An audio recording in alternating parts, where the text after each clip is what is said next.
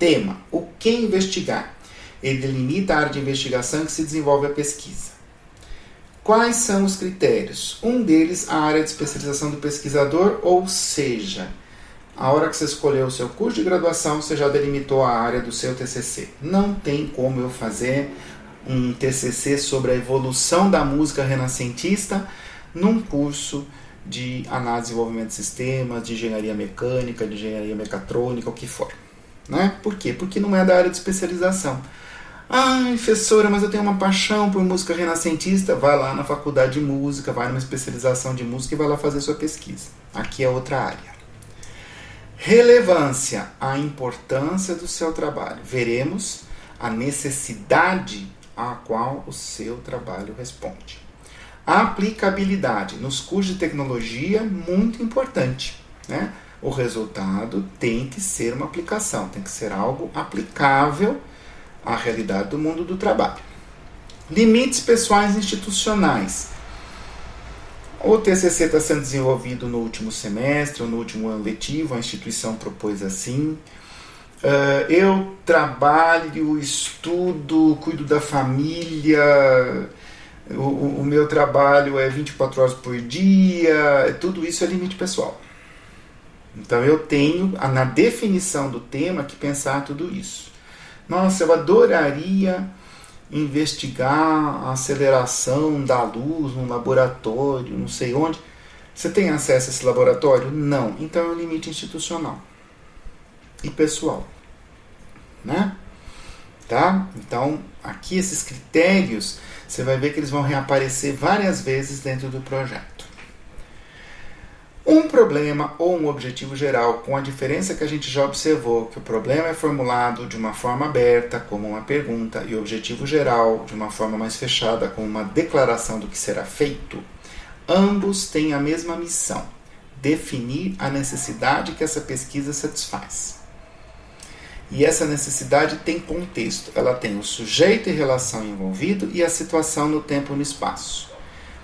O problema ou objetivo geral, ele é formulado em linguagem científica. Portanto, você vai, no mínimo, consultar aquela bibliografia inicial para poder formular o problema de uma forma clara e de acordo com a linguagem que a comunidade científica da sua área usa. Poderá ser também baseado no seu conhecimento prévio. Afinal de contas, você já fez o curso e já conhece bastante dos termos técnicos da sua área. Mesmo assim, então, estará na sua bibliografia inicial as referências das disciplinas do curso. Né? Livros, apostilas, artigos, sites de web, o que for. Quando eu trabalho no modelo problema e hipótese, o que são as hipóteses? As possíveis soluções de um problema. Que características uma hipótese tem? Ser provável, ou seja, eu tenho que conseguir testar, verificar ou refutar se uma hipótese funciona ou não. Então, verifiquei, ela funciona, refutei, ela não funciona.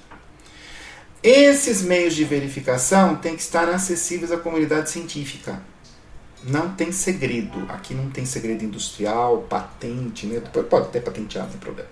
Direito autoral também tem, mas acontece que vai matar a cobra, mostrar a cobra, o palco que mostrou a cobra, a posição que estava quando matou a cobra, tudo. Né?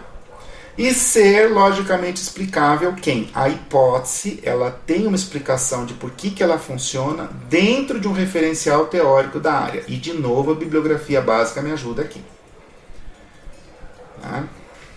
Então, eu tenho uma linguagem de uma doutrina, de um modelo de ciência, um modelo de investigação da minha área, que explica essa hipótese. O par objetivo geral específico pode substituir o par problema e hipótese. Nesse caso, já vimos. A descrição de um resultado final do conhecimento a ser desenvolvido na pesquisa é o objetivo geral. Né? Se é uma aplicação, então é a descrição, né, do que essa aplicação vai realizar. E os objetivos específicos, muita atenção agora, são os passos ou problemas intermediários que precisam ser resolvidos para eu alcançar o objetivo geral. Então, o objetivo específico dificilmente é um só, no caso do projeto. Por quê? Porque ele responde a subproblemas que vão me ajudar a chegar no objetivo específico, no objetivo geral. Tá? Então, muita atenção aí. A bibliografia inicial, ela dá o primeiro referencial teórico, por isso que ela pode ser chamada de referencial teórico, para poder definir o problema ou objetivo geral. Então, com que linguagem eu escrevo o problema? Com que linguagem eu escrevo as hipóteses? Com que linguagem eu escrevo os objetivos específicos? Com a linguagem do meu referencial teórico inicial, as coisas que eu li, que eu conheço, meu conhecimento prévio do problema, do tema. Também, o que ela faz? Me permite conhecer outras abordagens e pesquisas semelhantes. Gente que já estudou coisa igual ou parecida com o que eu estou estudando. Garante que a pesquisa se diferencie de outras já existentes. Então, eu vou lá, eu vou provar, eu vou verificar a hipótese X. Mas já tem um trabalho que verificou a hipótese X. No que é que o seu se diferencia desse? No TCC, isso não é tão crítico. Você pode até repetir um pouco. Mas, no mestrado, no doutorado, já não é assim. E também a bibliografia inicial vai orientar a leitura ao longo da pesquisa. Ela vai ser, é por isso que ela se chama referencial teórico.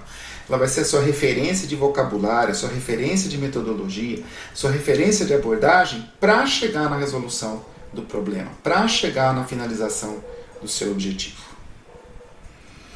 A metodologia descreve os procedimentos utilizados para finalizar a pesquisa.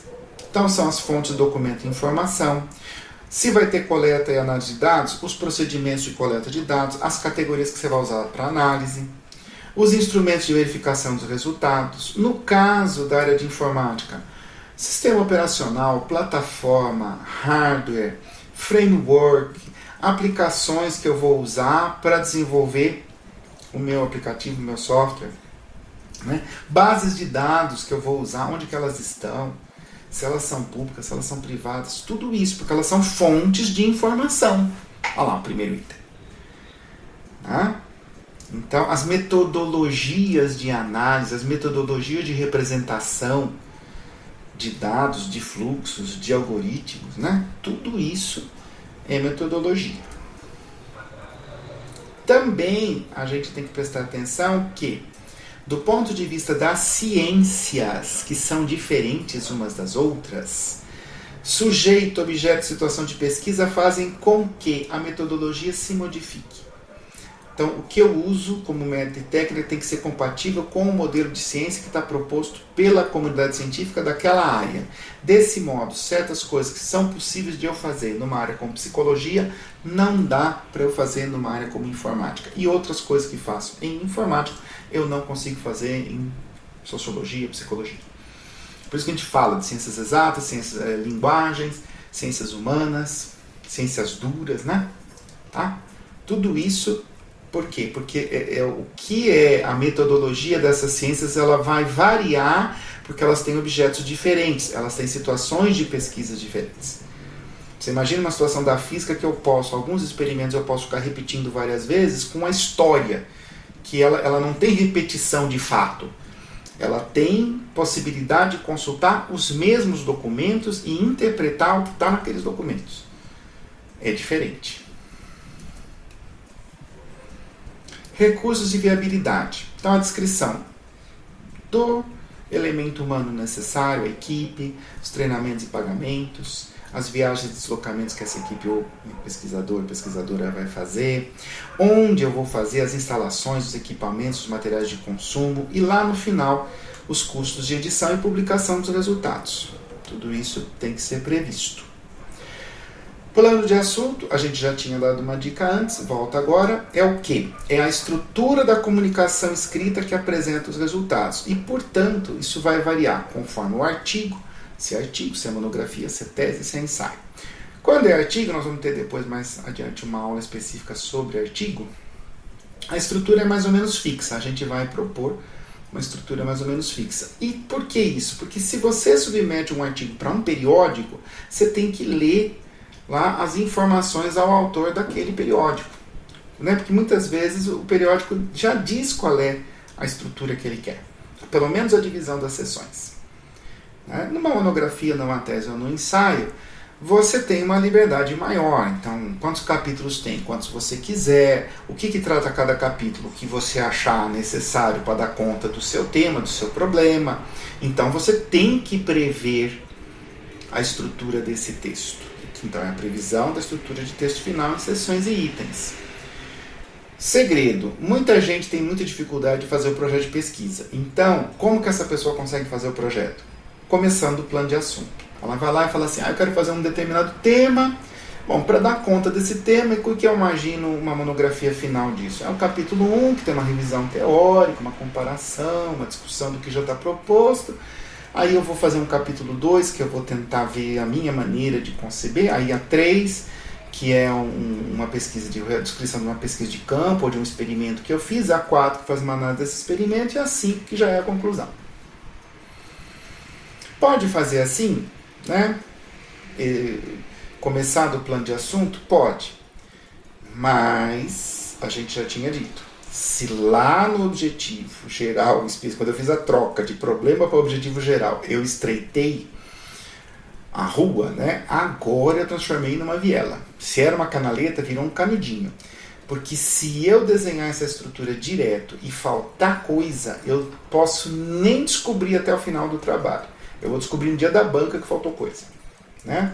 Aí, né, quem que tem que puxar o estudante aí, a estudante, né? A orientação. Orientador tem que abrir o olho, não comer, mas escuta, você começou a dar uma olhada do plano de assunto, mas e o que está escapando? O que tem nesse problema? Então você achou o problema. Então volta agora e repensa o problema, abre esse problema, ou abre esse objetivo geral para ver se não escapou nenhum elemento. Tá? Agora, com metodologia ágil, né? É bom começar do plano de assunto, mais arriscado. E o cronograma, hein? Também podia começar do cronograma, porque se o tempo é um recurso escasso que não pode ser reposto, e sobretudo eu estou no TCC que tem calendário letivo, eu vou lá e vejo que dia que termina o calendário. Ah, é dia X. Que dia que tem que ser a banca? É dia Y. Bom, então 15 dias antes eu tenho que entregar o trabalho. O trabalho tem que estar pronto 15 dias antes.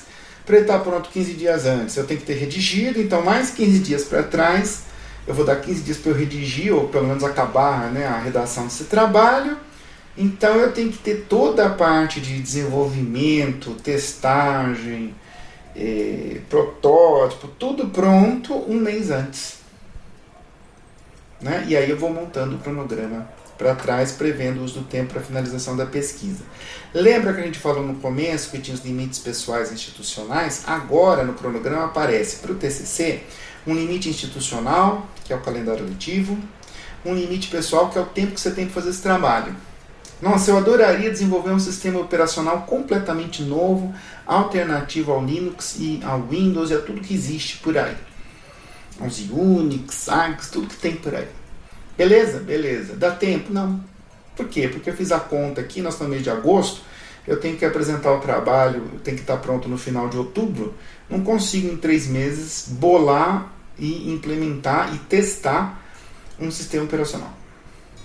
Então esse problema já não dá mais. Você percebe que o projeto nisso ele é uma unidade, eu apresento os elementos em sequência.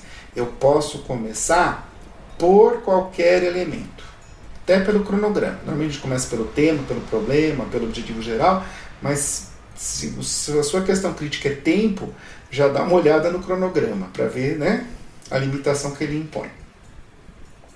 O projeto não é para ficar engavetado, ele vai ser revisto e reconstruído ao longo de toda a investigação e no final, esse projeto que foi sendo revisto, ele vai me ajudar na elaboração da comunicação escrita final. Pelo menos a minha introdução sai de uma revisão final do projeto.